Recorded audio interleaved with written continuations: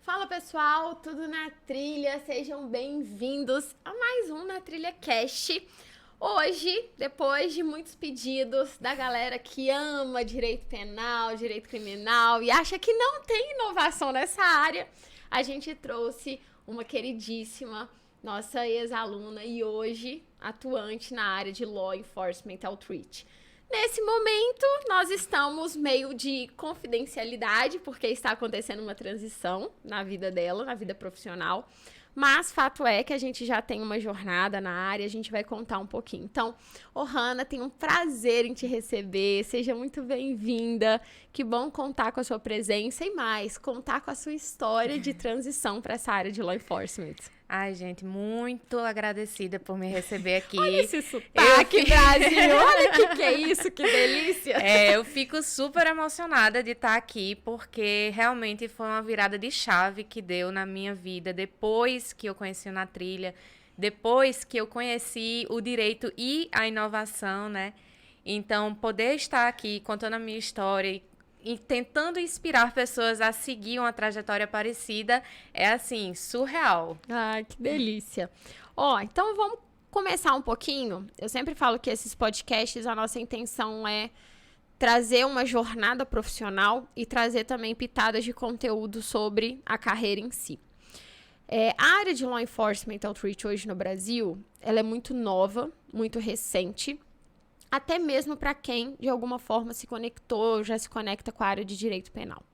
Antes de mais nada, eu queria que você contasse um pouquinho onde que surgiu o Law Enforcement, como que a Ohana veio, como que foi a construção de jornada profissional da Ohana e como que, de alguma forma, ela conseguiu amarrar essa jornada com uma área super inovadora dentro do direito. Tá. Então, para começar essa história, eu tenho que voltar lá na minha infância, porque é um fato que eu sempre falo nas minhas entrevistas, né, quando eu estou fazendo algum processo seletivo. Quando eu era criança, eu amava Sherlock Holmes. Eu lembro muito, a gente ia na farmácia, meu pai comprava aqueles livrinhos de bolso que vendia, Sim. sabe? E eu amava como ele conseguia investigar as coisas e pegar pistas, construir histórias e resolver crimes e pegar pessoas más, sabe? E como ele usava a mente dele para aquilo tudo, sabe? Então, eu tinha muito essa admiração por essa área. Mas durante a minha adolescência e juventude, eu fiquei muito desconectada de mim mesma. Sim. Eu sou um tipo 4 e eu tava totalmente desintegrada. Então, o que eu queria, o que eu gostava, não fazia diferença pra mim, porque eu sempre estava pelos outros, né? Mas eu acabei fazendo direito. E eu gostava de direito, né? Eu sempre fui aquela pessoa de defender as pessoas, defender o que é certo, o que é injusto, vamos colocar os pingos nos is, né? Mas, curiosamente, na universidade, eu odiava direito penal. Odiava processo penal. Eu ficava assim, gente, como é que pode? Um sistema penitenciário que não coloca ninguém de volta na sociedade. Uma coisa que não funciona. Eu era muito crítica disso, né? Que, na verdade, era só uma resistência a reconhecer essa minha vontade de ajudar a sociedade. Mas, quando eu me graduei, eu fui convidada, eu fiz estágios em setores públicos, órgãos públicos com a área de investigação, né? E quando eu me formei, eu fui convidada para ser assessora de um promotor de justiça na área criminal. Legal. E tinha uma pitadinha de vontade de um concurso público aí na carreira? Então, quando eu me formei, eu tentei. Na verdade, por essa fase que eu tive de querer agradar muitas pessoas, eu pensava assim, eu vou fazer um concurso para juíza federal. Porque eu achava que aquilo ia trazer muita satisfação para as outras pessoas e eu ia ficar feliz com aquilo. Entendi. Aí depois eu conheci no MPF os procuradores, né? Eu fiquei, procuradora da República, é mais legal. Aí quando eu entrei no Ministério Público Estadual, eu ainda ficava assim, pode ser um concurso, mas não é o que eu quero, sabe? Entendi. E quando eu me graduei, eu tinha essa ideia de eu quero trabalhar, eu quero ter uma carreira internacional. Legal. Mas o concurso não se conecta com isso. Não. E eu não queria ser advogada. Uhum. Advogada era uma coisa que, assim, no último, Não. do último, Aham. da última hipótese, né? Mas, então eu cheguei a estudar para concurso, eu estudei para 1 ou 2 concursos, fiz as provas. E era outra coisa que eu ficava indignadíssima. Como é que pode? Eu não vou mostrar com a minha capacidade com prova objetiva. Eu quero a discursiva logo. Bota a discursiva primeiro. Então, eu sempre critiquei muito isso, sabe? De não poder debater, de não poder mostrar o meu ponto de vista. Porque o importante do profissional, para mim, é isso. Não é você ter a resposta correta, mas mostrar por que o seu raciocínio é o correto. Perfeito. Entendeu? E, aliás, isso é a vertente do direito, né? Não é Exatamente. fazer prova de múltipla escolha. Isso não é o direito, é, de fato, o debate, né? Exatamente. Então, a partir daquele momento, eu comecei a me voltar mais para o trabalho Entendi. e menos para o futuro, né? Para o que eu queria. Então, passei 3 anos, 4 anos ali estagnada. Sim, E, de repente, eu pensei, vou fazer um mestrado. entendi. E entrei no mestrado, estou ainda cursando, mas ano passado as coisas ficaram insustentáveis na parte profissional, porque eu me sentia muito incomodada com essa estagnação, né? De eu não tô crescendo, eu não tô sabendo para onde eu vou, me senti muito perdida, muito frustrada. E isso afetou a minha relação com o meu chefe na época, afetou a minha saúde mental, vários quesitos, né, da minha vida foram afetados por isso. Até que um amigo meu, vou até citar ele para dar aquele up, que é Eduardo Nóbrega, ele também era assessor e ele entrou para a Google, hoje ele trabalha como Legal Investigation Support, e ele entrou para essa área inovadora e mostrou para mim que, gente, dá certo. Pode acontecer. Tem caminho, né? Tem caminho. E ele conseguiu isso sozinho. Eu fiquei, caraca, velho, como é que isso aconteceu? E fui atrás dele, fui perguntar, pedi para ele as orientações de o que ele fez, o que eu precisava estudar, como é que eu fazia para chegar onde ele chegou, pelo menos próximo daquilo, né? E aí começou a minha jornada de fazer vários processos seletivos. No final do ano passado foi quando eu encontrei o Na Trilha e fiz o Nova Era Jurídica, que também foi um outro up, porque eu também tinha uma resistência muito grande a LinkedIn. Sim. E com as estratégias que eu aprendi lá, com o entendimento do para que aquilo funcionava, como é que eu fazia ele trabalhar para mim, aí foi outra história, né? É muito legal você falar isso, porque provavelmente as pessoas que estão vendo ou ouvindo a gente, elas vão estar nesse momento que você acabou de contar, de, meu Deus, como eu nunca ouvi falar sobre isso? Como ela é uma law enforcement e eu nunca passou na minha cabeça que pode seguir esse caminho. Então é muito legal, olha como que a gente passa e depois a gente pode inspirar pessoas no mesmo sentido. E aí conta pra gente, assim, depois que... Aliás, eu vou mudar um pouquinho. Vamos avançar no sentido de... Conta pra gente o que é a área de law enforcement, que aí a gente volta e conecta essa jornada que você acabou de contar pra gente a, de fato, obtenção e começo de carreira na área. Sim. O law enforcement, ele é um profissional que ele vai trabalhar com investigações. Se a gente for traduzir para um português, porque assim, no inglês mesmo, law enforcement é a autoridade pública, né? São policiais, aplicação da lei. Mas para o português brasileiro, a gente pode traduzir como investigação e repressão a crimes. Sim. Né? Então, é uma área, um setor de reação. Está ocorrendo um problema. Esse problema pode estar ou não associado à empresa, e o agente de law enforcement, ele vai trabalhar para subsidiar as investigações. Perfeito. Ele vai colher os dados, as informações, qualquer evidência que possa ajudar a autoridade pública a resolver aquele caso. Perfeito. E aí a gente, obviamente, já conecta com Sherlock Holmes. Exatamente. Agora que o pessoal entendeu um pouco da área de law enforcement, o conceito, conta pra gente como foi amarrar a Ohana, que trabalhou no Ministério Público, que tinha toda essa vontade, enquanto criança, a área em si. Então, a primeira coisa que eu lembro, a primeira coisa que a Ohana, que tá lá dentro ainda, aquela criança, fica pulando de alegria quando lembra que está trabalhando com law enforcement, é pensar que eu estou ajudando a construir uma sociedade mais segura. Isso é a conexão de law enforcement com o profissional de law enforcement.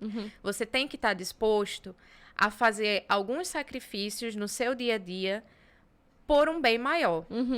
Porque não é só a questão da corporação, da empresa onde você está trabalhando, mas o reflexo que aquilo vai ter para a sociedade em geral, sabe? Então, eu acho que esse é o principal ponto de conexão. Então, o meu background de trabalhar com investigações criminais, de trabalhar com investigações em geral, me deu esse suporte e me mostrou que eu estava trazendo, mesmo que subconscientemente, essa paixão à tona, né? Então, foi aí que eu vi que law enforcement... Eu ainda tentei. Eu tentei, gente, ali um compliance, um PLD, uma coisa mais... Quando eu vi, assim, o que law enforcement faz mesmo, eu fiz, não, é aqui o meu lugar. Nossa, é muito incrível. E, assim... conta pra gente em relação ao início da sua jornada, né? Quais foram os seus primeiros passos quando você começou a ver a questão das vagas, que o seu perfil estava conectado? Quais foram os primeiros passos que você deu em direção a conseguir uma oportunidade efetiva no mercado? Tá. A primeira coisa foi ajustar o meu currículo. E saber que, mesmo sendo da área de law enforcement, muitas vezes vai ser necessário ajustar o currículo àquela vaga específica. Sim. Porque, às vezes, um agente de law enforcement numa empresa faz mais do que o que está por trás. Ele vai mais fazer diligência externa, ele vai ter mais contato com as autoridades, enquanto em outra empresa ele pode ficar mais na parte analítica. Legal. Só de responder mesmo os documentos, reunir os dados, né? Então, você tem que ter na mente quais são as habilidades que se conectam com cada uma dessas responsabilidades e ajustar o seu currículo. Sim. A segunda parte foi decorrente do Nova Era, que foi atuar no LinkedIn. Eu comecei a conectar com várias pessoas da área de law enforcement. Sim. E eu tentei não ter vergonha e nem ter aquele medo de ser rejeitada. E fui mandando mensagem pro pessoal, adicionando e dizendo, oi, vi que você trabalha na área de law enforcement, quero entrar nessa área também. E não só com pessoas aqui do Brasil, mas pessoas de fora também, porque aqui no Brasil, infelizmente, law enforcement ainda não está muito forte no mercado. Mas eu acredito e espero que cresça bastante nos próximos anos. E fui mostrando o que eu sabia fazer. Sim. E o que eu não sabia fazer, eu mostrava que eu queria aprender. Ótimo. Né? E eu sempre estava ali falando sobre crime, sobre repressão, sobre investigação, sobre estratégias para a sociedade mais segura. Coisas que estavam mesmo conectadas com a área de law enforcement. E aí foi quando eu conectei com o meu mentor de área, o Paulo de Deus, que gente, durante muito tempo eu procurei como Pedro de Jesus por sua causa. Gente, se o Paulo estiver assistindo isso, eu vou pedir uma desculpa em público. Porque o Paulo, ele deu uma mentoria pra gente lá no Nova Era. Ele é o law enforcement do TikTok. E foi incrível, assim, a mentoria. E quando a Ohana me falou, Pri, me conectei com essa área, eu falei, cara, você precisa conhecer e se conectar com uma pessoa. Se conecta com o Pedro de quê, Priscila? Pedro de Jesus. E eu cismava com a Ohana, que era Pedro de Jesus, assim, na correria do dia a dia. E aí, depois, eu fui descobrir que não era Pedro de Jesus, mas era Paulo de Deus. Enfim, Paulo, me desculpa, mas você sabe, você vê a preciosidade dessa garota aqui. Pois é. Ela é tão proativa que te achou mesmo essa louca aqui, errando o nome. Pois é, então, queria deixar também aqui o meu agradecimento, o meu carinho a Paulo, porque ele basicamente pegou na minha mão e disse, vamos embora, que você tem potencial, você tem capacidade. Então, nos processos pelos quais eu fui passando, eu sempre ia pedindo um feedback a ele, o que é que ele achava, se ele tinha algum apontamento para fazer, né? Uhum. E isso daí foi me dando cada vez mais confiança para me mostrar para o mercado mesmo, sabe? Sim. É tanto que eu acabei sendo recrutada num processo seletivo antes dele começar, né? Numa fintech. E agora eu tô nesse momento de transição, super feliz e agradecida, porque ele também foi quem me pegou pela mão e disse, vamos embora. Sim, sim. Johanna, conta um pouquinho pra gente sobre as empresas que aderem a essa questão, que abrem as portas para um profissional de law enforcement, porque não é qualquer empresa que vai ter essa área. Se você puder contar um pouquinho, assim, sobre a sua visão de quais são as empresas que mais vão ter oportunidades para os profissionais nessa área? Olha, eu acho que toda empresa tem que começar a pensar sobre ter pelo menos uma pessoa de law enforcement. Porque cedo ou tarde você vai receber uma requisição judicial, principalmente as prestadoras de serviço, né? Seja serviço financeiro, serviço de transporte, serviço de entrega. Você pode evitar se embrulhar em um problema maior se você tiver alguém que conhece o procedimento investigativo no Brasil. De como se dá o processo penal, como se dá um inquérito policial, quais são os dados que você pode fornecer sem uma ordem judicial e, ao mesmo tempo, ter essa mentalidade de colaboração. Sim. Porque é muito diferente você ter um advogado que quer proteger a sua empresa a todo custo e você ter uma pessoa que se mostra como ponte para a autoridade. Exato.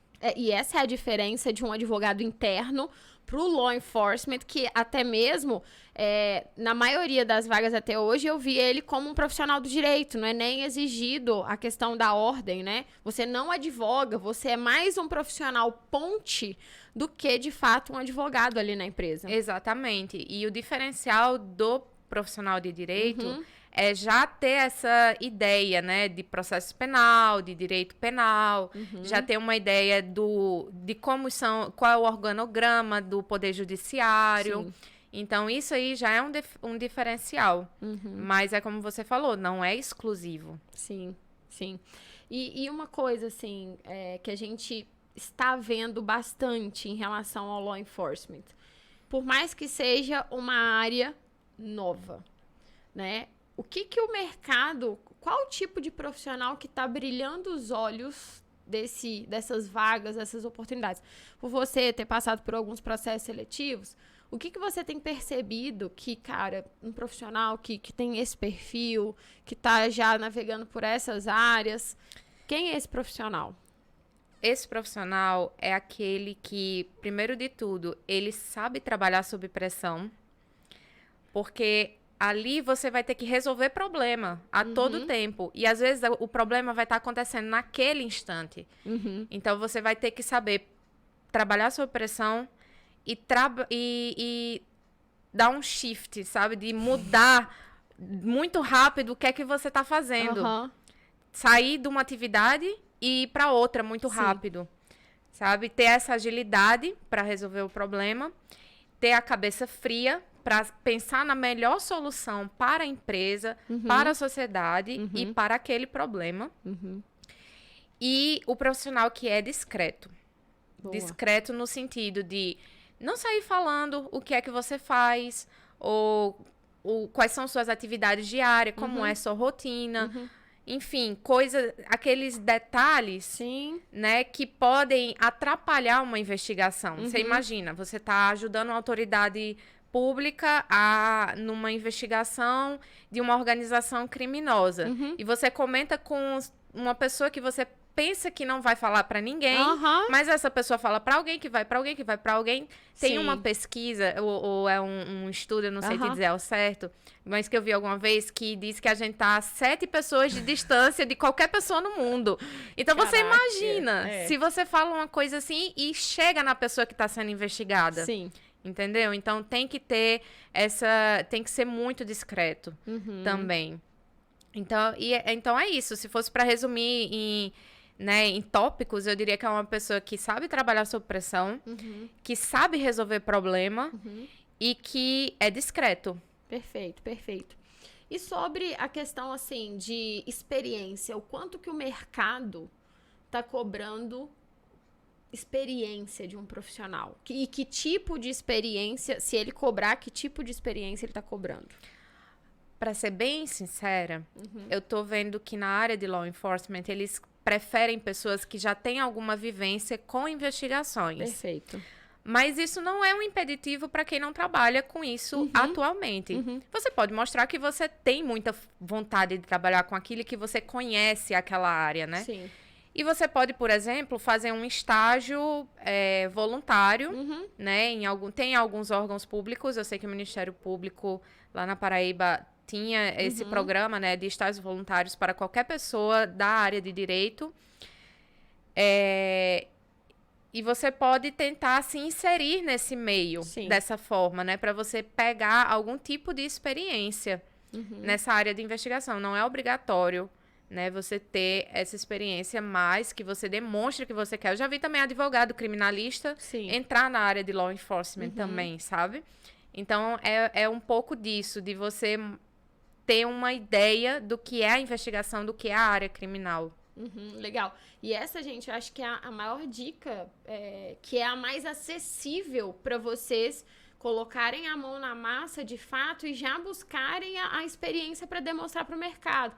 Quando a gente fala aqui de um estágio voluntariado ou de um estágio de graduação para quem está na faculdade ainda, ou de pós-graduação, é algo que, cara, é já a faca e o queijo para você pegar essa experiência e depois estratégia de LinkedIn, estratégia de currículo, como a Ohana trouxe aqui pra gente. Ohana, vamos falar um pouquinho de carreira internacional, que foi o que você trouxe aqui pra gente, que o seu objetivo sempre foi, né, ter uma possibilidade. Como que você vê essa questão do law enforcement? É algo que te engessa aqui no Brasil? É algo que você pode explorar lá fora como uma profissional do direito? Traz essa visão pro pessoal. Não, é bem pelo contrário.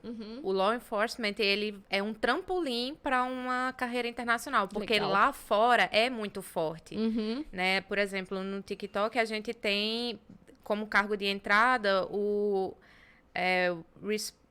Emergency Response, alguma coisa, sabe? Que é um analista que vai reunir os dados e responder. Sim. No Google, a gente tem o Legal Investigation Support. Enfim, várias outras empresas, né, que já têm essa área muito forte. E aí, para conseguir isso, a gente está trabalhando em inglês, a gente está estudando como são as estratégias lá fora, né? Mas eu diria que o pessoal lá fora, eles são um pouquinho mais flexíveis com o inglês do brasileiro, sabe? Eles têm essa noção que não é nossa língua materna. É tanto que nesse último processo que eu fiz, na minha apresentação de caso, né? Eu fiquei super nervosa. Eu terminei a entrevista e fiquei, meu Deus, eu falei palavras que não existem em inglês. Eu acho que isso aconteceu. E eu fiquei super nervosa depois, achando que não ia dar certo por causa disso. Mas deu certo, porque eles entendem, né? Que a gente se esforça para conseguir uma outra língua, enfim. E aí... Esse eu acho que é o principal ponto, né? De law enforcement ser uma área que pode me levar lá para fora, se eu quiser, né? É algo que a gente... eu também foi aquela coisa que me chamou mesmo para law enforcement também, né? Foi a cereja do bolo. Foi a cereja do bolo. Foi assim... Fica aqui mesmo, né? Entendi. E é até legal a gente falar, porque o inglês cada vez mais... ele não vem sendo, né, como diferencial para algumas carreiras. Acho que é importante a gente falar quando a gente pensa em carreira internacional, não só em carreira internacional, mas as empresas são internacionais. Então, quando você pega um TikTok, um Google, sei lá, um iFood e outras mais empresas, elas estão tendo cada vez mais uma quebra de barreira geográfica que você, enquanto profissional, tem que seguir a mesma linha. E a língua universal aí, que a gente tem o inglês, precisa ser alcançada. Então, e eu acho muito bom a gente trazer perspectivas da área, porque, assim, não é uma área que você tá entrando para ganhar R$2.000. Não é. Né?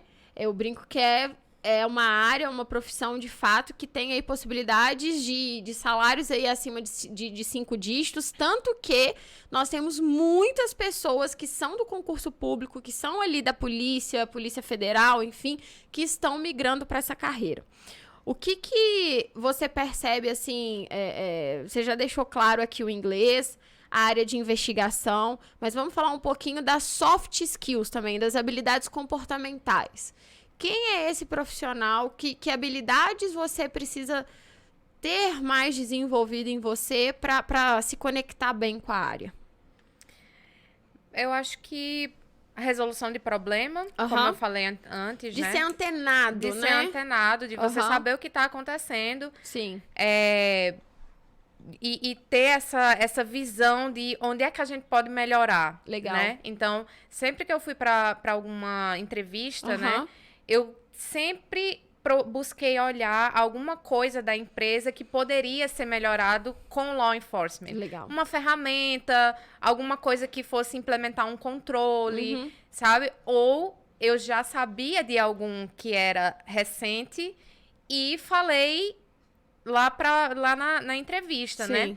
E a gente tem muita coisa hoje em dia que tá surgindo, né? Por exemplo, a Uber, ela tem o safety button agora, né? Que quando você tá com algum problema, você aperta o botão e vai para a Polícia Militar do Rio de Janeiro. Que legal. Né? Então, eu já sabia disso porque eu estava conectada com os profissionais no LinkedIn. Sim. E eu já tinha visto as notícias, né? Então, isso daí sempre traz alguma coisa sempre traga essa coisa de que você tá antenado, né? E que você tá pronto para resolver um problema, se ele aparecer. Sim. Né? Outra habilidade, soft skill, que eu acho importante é a comunicação. Você tem que mostrar que você sabe se comunicar com as pessoas. Sim. Porque eventualmente você vai ter que falar, se você não for um outreach, né, que é a pessoa, ou um liaison, que lida diretamente com a autoridade pública, em algum momento você vai ter que lidar com aquilo. Sim. Com aquela pessoa. E aí você vai ter que saber se comunicar, você vai ter que ter aquela habilidade de relacionamento interpessoal. Sim. Entendeu? Sim. Mantendo o profissionalismo, mas entendendo que você tá ali para ajudar a resolver um problema, né? Acho que outra soft skill que eu acho muito importante é você ter noção de priorização. Legal. Né? Você saber priorizar as atividades, porque às vezes vem muita coisa de uma vez e você fica se você não tiver bem estabelecido quais são suas prioridades, você vai ficar perdido. Entendeu? Então, isso é uma coisa que quando eu chego nos times, é a primeira coisa que eu pergunto, quais são as prioridades? Sim. Né? E eu acho que são essas as principais soft skills, né? Para quem quer trabalhar. E indo um pouquinho para as hard skills, né? Eu acho que o que é diferencial é você saber como pesquisar em bancos de dados. Legal. Então, uma coisa que chamou muita atenção nas minhas entrevistas, né, nos meus processos seletivos, foi eu ter feito um curso do LinkedIn de SQL, né, que é o SQL. Não é complicado. É, claro, para quem é do direito e tem aquela resistência, coisas e tal, você fica meio assim, ué. Tá bugando aqui. Tá bugando aqui. Mas não é complicado. É como se você desse um Ctrl F um pouquinho mais refinado, né? E isso chamou muita atenção dos recrutadores, dos entrevistadores, de verem que eu queria aprender aquilo. Eu poderia não saber ainda, mas eu queria aprender. E de Excel também, porque são muitos dados, muitos dados. Você imagina, às vezes uma autoridade pública vai pedir a geolocalização das últimas 24 horas de um dispositivo. Se aquele dispositivo tiver com a geolocalização ativada, vai ser assim, sei lá, 1000 e tantas ocorrências, né? Meu Deus. Se aquela pessoa se movimentar muito num dia só. Aham. Então, você tem que ter essa noção de como colocar os dados numa tabela ou num banco de dados e como achar eles facilmente, né? Caraca, velho, é Sherlock Holmes total. É. É você ver um emaranhado de dados e começar... Sabe qual que é a imagem que eu tô tendo aqui? Sabe aquelas investigações em seriados americanos que você começa a pegar a linha e juntar a linha? Exatamente isso. Eu tô com essa imagem na cabeça. E atenção aos detalhes também, sabe? Você ter a atenção ao detalhe, porque às vezes aquilo ali vai ser uma coisa que vai ser um detalhe, sabe? Por exemplo, eu trabalhei no Ministério Público muitos anos e, por último, eu estava numa vara de entorpecentes, né? A gente ficava vinculado, trabalhando com processos de entorpecentes. E eu estava assistindo as audiências para fazer uma alegação final, que é aquela peça gigantesca de tudo, como tudo começou, como foi o processo, nananana. E esse cara... Ele tinha sido preso com, acho que era 60 mil reais na casa dele. E, assim, acho que era 15, 20 quilos de cocaína. Caraca. E arma de fogo dentro da casa dele. Ele morava numa comunidade lá em João Pessoa, né? E essa comunidade era como se fosse uma invasão. Um local que não poderiam ser construídas casas, etc. Mas... ele jurava de pé junto que aquela casa não era dele, que aquela casa tinha sido construída pelos moradores da comunidade a partir de 2019, né, foi quando o pessoal começou a morar ali. Levou testemunhas que disseram que elas realmente aquela casa era usada por todo mundo o tempo todo, não sei o quê. Mas o detalhe era que esse réu já tinha sido preso antes por tráfico de drogas, há 10, 11 anos atrás. E aí, nessa hora, eu olhei, eu fiz, rapaz, eu vou pesquisar esse processo anterior, a gente já estava com tudo digitalizado, né? Busquei esse processo anterior para ver onde é que ele declarava residência naquela época. E, não por coincidência, era o mesmo endereço. E ele tinha sido preso sob as mesmas circunstâncias. Tinha droga, dinheiro, arma de fogo na casa dele. Né? Então, aquilo ali, se eu não tivesse prestado atenção, atentado a esse fato e buscado isso... Ele poderia ter muito bem sido absolvido, porque ele tinha testemunha que cometeram o crime de falso testemunho, né? E poderia ter acabado se safando dessa, né? Então, é um detalhezinho, às vezes. Uma coisa, assim, que você tem que ter o tino para pensar sobre. Você tem que ter aquele radarzinho, né? Um perfil de olhar por cima, de saber enxergar o todo e não só estar envolvido no meio de tanto dado. Tem que ter essa visão analítica, exatamente. Né? Você tem que, como você falou, ir ligando juntando, as né? peças. Show. Deixa eu te perguntar. Para a área de law enforcement, existe o caminho direto? Hoje, quando a gente fala de área de investigação, a gente tem law enforcement, a gente tem a parte de PLD também, que trabalha mais com a questão de lavagem de dinheiro. A gente tem a parte do compliance, que vai trabalhar mais uma questão de investigação corporativa.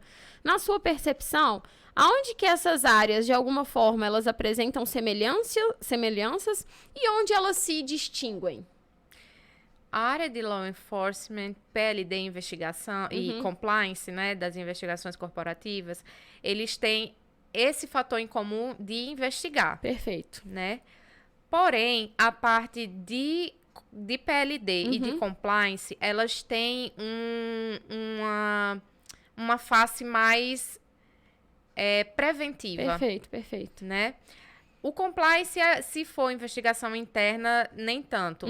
Tem essa parte mais reativa também, né? De ocorrer um problema dentro da nossa empresa, vamos investigar o que foi que aconteceu. Sim. Mas, entre o PLD e o law enforcement, tem essa discrepância, né? De um ser preventivo e o outro ser reativo. Eu acho que uma pessoa que queira se inserir em law enforcement, ela deveria se concentrar mais em investigações em geral, em Perfeito. segurança pública. Legal. Apesar de não trabalhar, que o foco não vai ser trabalhar na segurança pública Sim. efetivamente, porque você não vai prestar um concurso para um Sim. órgão público, mas você demonstrar essa afinidade com o setor e mostrar, por exemplo, que você tem uma ideia muito massa para implementar a segurança pública. Legal. Isso Porque já vai te levando. Porque pode se unir, né? Eu acho que a gente tá num momento momento de sociedade mesmo, que antes era o público aqui e o privado aqui. E essas duas coisas não se relacionavam. E hoje, quando a gente tem, por exemplo, uma plataforma, um Facebook da vida, que ali, né, negócios são feitos, mas que da mesma forma que negócios lícitos são feitos, negócios ilícitos também acontecem. Você não pode ter um negócio ali isolado de uma autoridade pública. Gente, como nós podemos unir forças para tentar evitar isso aqui, que seria uma questão mais preventiva, mas quando isso acontecer, que isso seja efetivo. Porque eu já tive até a oportunidade de conversar com um delegado Menezes, também lá do Nordeste, e ele atua nessa área de cibersegurança, e ele fala, é uma matéria muito diferente, porque é muito intangível. Quando você vai fazer uma busca e apreensão, por exemplo, você vai lá na casa, você pega arma de fogo, você tem a questão ali do dinheiro. Quando você tá falando de um crime virtual, você tá falando de uma coisa que não se pega, não talvez, sei lá, um hacker, dados, né? Ou então, enfim, sei lá, um conteúdo inapropriado. E é uma coisa até que depende muito da empresa, né? Sim. Porque é a empresa que vai fornecer esses dados para o delegado. E Perfeito. às vezes não é nem uma questão de não quero dar esse dado, mas tem várias outras demandas na frente, entendeu? Aham. E aí, é interessante você trazer esse ponto de segurança pública que agora, para o profissional do direito, ele consegue ser até mais efetivo, às vezes, em conseguir ter um projeto legal dentro da empresa, junto com a iniciativa pública, pra gerar o que você falou. Cara, quero prender as pessoas massas. Quero ser mais efetiva. É claro que o controle não tá nas suas mãos, porque a gente ainda depende de uma autoridade pública, mas querendo ou não, a sensação deve ser muito incrível, né? Com certeza. Dessa percepção de que eu não preciso estar num órgão público para ainda assim cumprir o meu papel e sentir que eu gero um impacto para a sociedade. Com certeza. Eu acho que essa relação entre público e privado é ganha-ganha. Sim. Não tem um que vai sair por cima do outro. Até porque essa é uma questão que nos faz querer muito migrar do setor público para o privado, né? Como você mencionou que aconteceu já com várias pessoas, vários profissionais que estavam no setor público, que é essa falta de recurso, Sim. essa burocracia para a gente conseguir fazer as coisas a tempo, em tempo hábil. Então, se o setor corporativo tem essa discricionariedade, tem essa possibilidade, e o setor público pode se valer disso, desse acordo, né, desse liame, por que não? Com certeza. Né? Com certeza. Eu acho que esse é o caminho. Quando a gente vai colaborando um com o outro, construindo essa relação, a gente está caminhando para ter uma sociedade mais segura, mais efetiva nessa questão de segurança pública e que possibilita aos agentes do setor público também trabalhar com esse timing, né? Sim, com certeza. A gente tá vivendo num mundo que, cada dia a gente vê fulano caiu num golpe. Fulano, golpe do WhatsApp. Fulano, golpe do não sei o que. Aí você fala, caraca, velho, parece que... Não que os crimes físicos tenham desaparecido, mas parece que antigamente você escutava, fui furtado, fui roubado. Não, agora fui... como é que chama? Tomei um golpe, né? Tomei um golpe, E se não tiver alguém capacitado para isso, vai virar a terra de ninguém, né? Exato, porque para os criminosos hoje em dia, é muito melhor eles provocarem, né, a vítima, eles cometerem aquele crime do sofá de casa. Claro, você não tem que pegar uma arma, você não tem que se Exato. expor. E às vezes isso é até benéfico para eles na questão penal também, né? Sim. Porque hoje a gente tem, por exemplo, o acordo de não persecução penal para os crimes sem violência, sem ameaça à pessoa.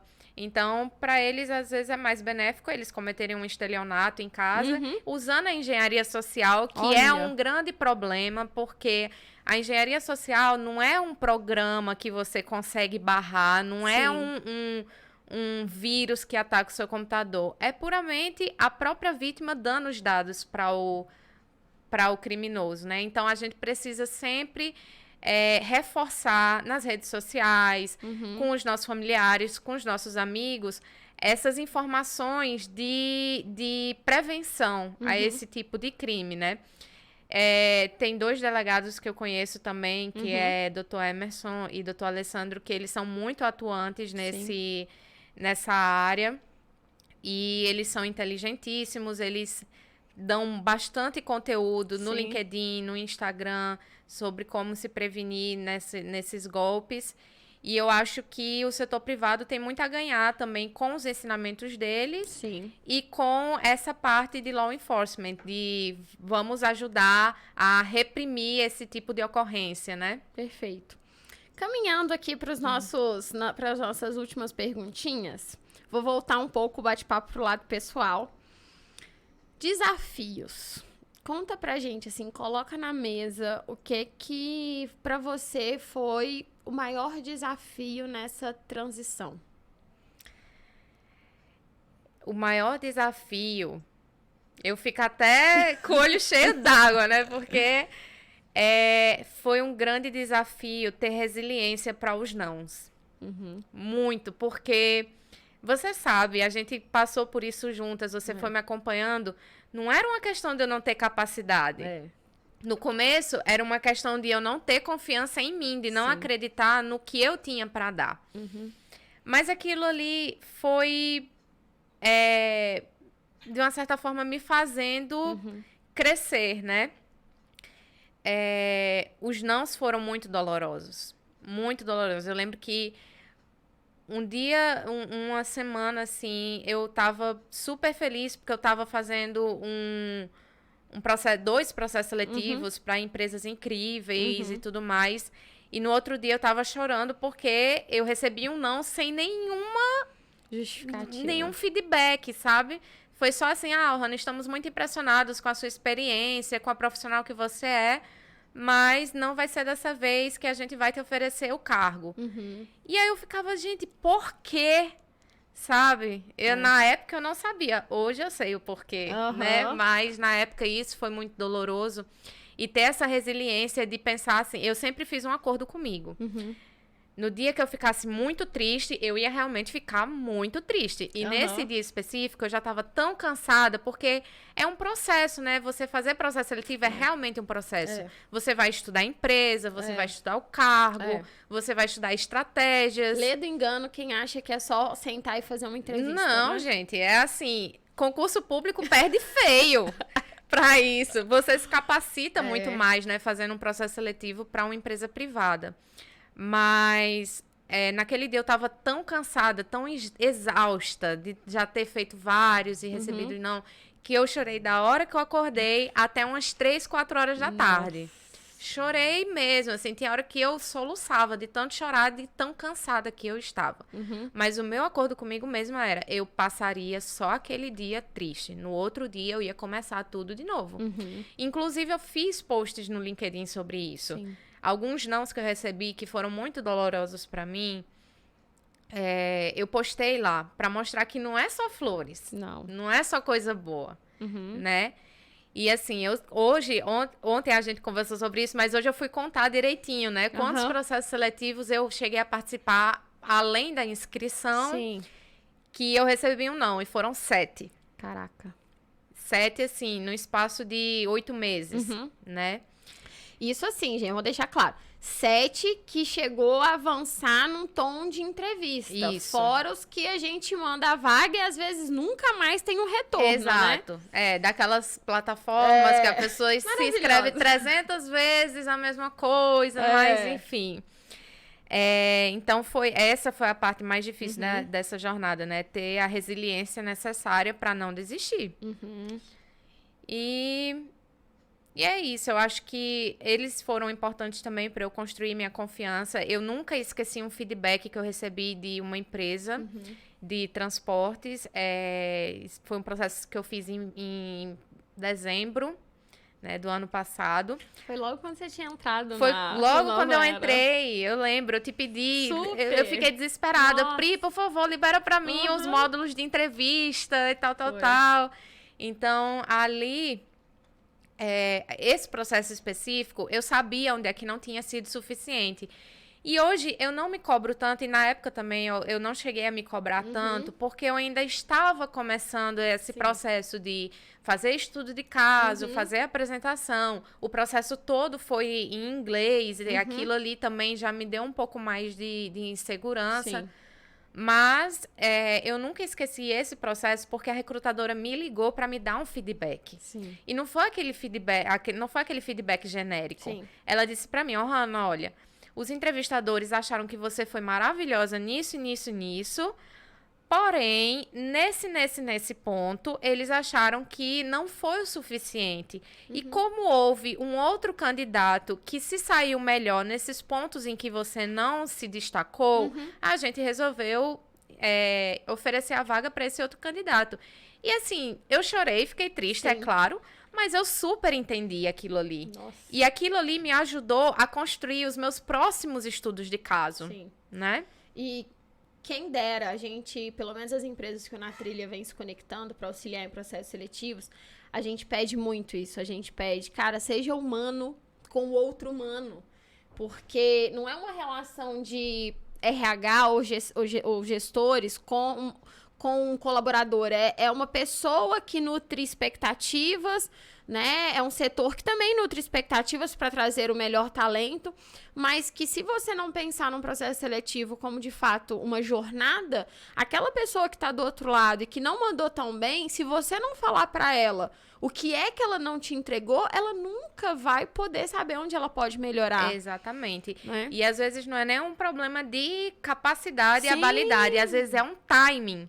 Porque eu já participei de processo seletivo que eu não avancei porque haviam outras pessoas que tinham se inscrito antes de mim e chegaram ao final. Sim. Então, eu conheço gente de RH, né, que trabalham há muitos anos com isso, e eles já falaram para mim algumas vezes que em algumas situações o melhor profissional não vai deixar de ser escolhido porque ele é bom ou não, mas só porque ele não estava ali no momento certo. Exato. Entendeu? Exato. Eu adoro. Eu gosto muito quando vocês são de carne e osso e mostram quando vocês são, porque depois a gente é de ferro, mentira. Mas eu gosto de trazer o lado humano aqui, real, de cara, foi difícil, tive que chorar muitas vezes, né? Eu acompanhei, eu falava, cara, vai, tipo, né? Esses últimos processos seletivos, a gente tava quase construindo um reality show em tempo real. Né? Mas assim, porque, gente, nada vai ser fácil, o caminho não vai ser flores, e eu sempre vou bater nessa tecla porque a gente não tá aqui pra enganar ninguém, falar que vai ficar rico de uma hora para outra, mas pra gente, de fato, alertar como vai ser esse processo e que você também pode conseguir, desde que você esteja disposto a passar pelo caminho. Vou te fazer a última pergunta pra gente fechar isso aqui com chave de ouro.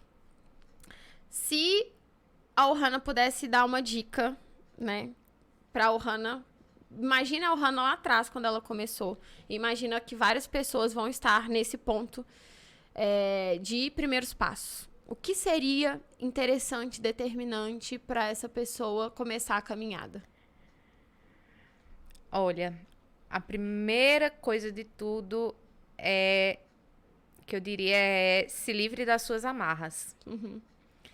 Deixa para trás o que você acha que é certo ou o que você acha que é o correto, porque eu tinha muito essa mentalidade de networking é só para ter QI. Sim.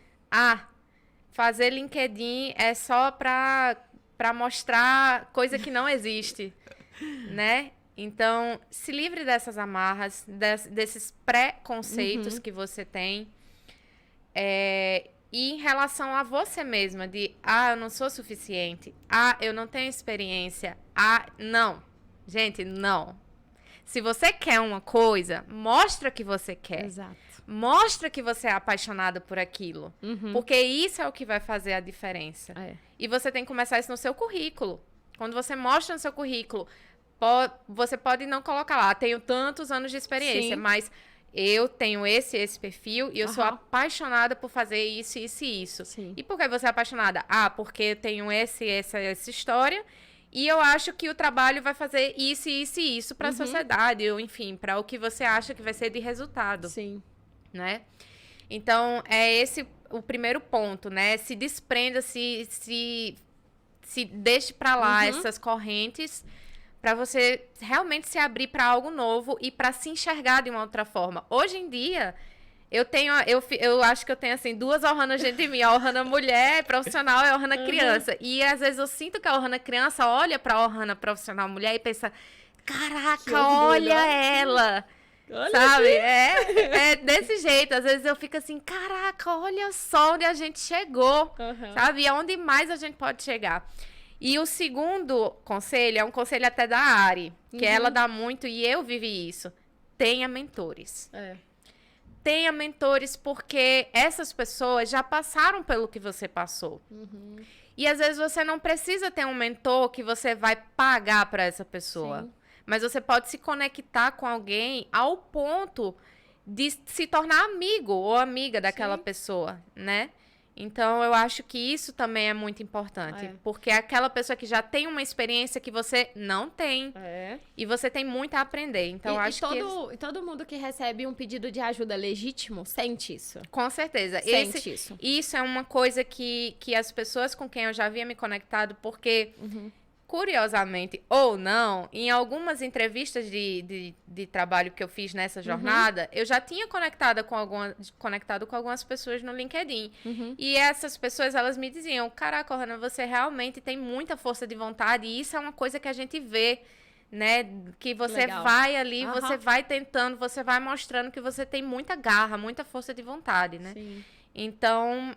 Você vai ter os mentores para isso também, para você mostrar que você quer e que você vai correr atrás. Maravilha! Nossa mentora, Brasil! Nossa mentora de law enforcement. Pois é. Tá lá na comunidade, super aberta, né, para trocas. Essa mulher produz um conteúdo que vocês não fazem ideia. A área de law enforcement tá, assim, explodindo de tantas coisas maravilhosas. E eu só tenho a te agradecer por esse bate-papo. Passa super rápido. Tenho certeza que a gente ficaria aqui 4, 5 horas se fosse pra gente contar a trajetória toda. Mas eu espero te receber aqui pra bate-papos depois mais técnicos, pra gente falar mais sobre a área. Mas eu quero te agradecer porque, com certeza... Muitas pessoas vão abrir os olhos a partir de agora e vão enxergar essa área que só tá começando. Eu tô super torcendo pra isso. E aqui, gente, tem alguém de law enforcement? Tem alguém que quer entrar pra investigação? Vamos lá, gente. Vamos viver isso. Vamos viver essa adrenalina, né? E é isso. Obrigada de coração. Obrigada, Pri. Muito bom estar aqui com você. Ai, que bom. Gente, ó. Um beijo, não esqueça de deixar o seu comentário, de deixar o seu like, segue o canal para você sempre ser notificado que de 15 em 15 dias a gente tem vídeo novo aqui no Na Trilha Cash. Combinado? Tchau, gente!